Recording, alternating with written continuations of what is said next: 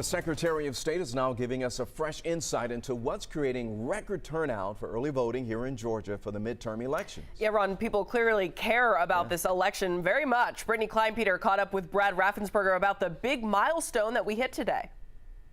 The Secretary of State announcing that Georgia has now passed the 1 million threshold for voter turnout so far. We have seen record turnout day after day. That record turnout adding up to a 70% increase in overall votes compared to this day during the 2018 midterms. The good news, Secretary of State Brad Raffensperger says voting locations seem to be handling it well, with most lines short and few voting issues reported across the state. Voters I spoke with today give various reasons for deciding to vote early, many saying they plan to continue to do so in the future. I did it because I'm going to be out of town on election day, and I want to make sure that, my voice counts and I get heard.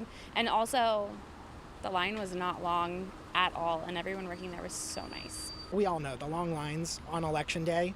You can stand in line for 4 hours, and I just stood in line for 30 minutes and was able to partake in the same thing. The Secretary of State says the early voting numbers we're seeing right now are on par with what Georgia saw during the 2020 presidential election, adding that he believes new voting technology like ballot tracking, which allows Georgians to watch their vote go through the voting system, has attracted people to the polls earlier. These record numbers come as Georgia continues to secure its spot as a key battleground state with great national interest in both the gubernatorial and Senate races. Reporting from the state capitol, Brittany Kleinpeter, 11 Alive News.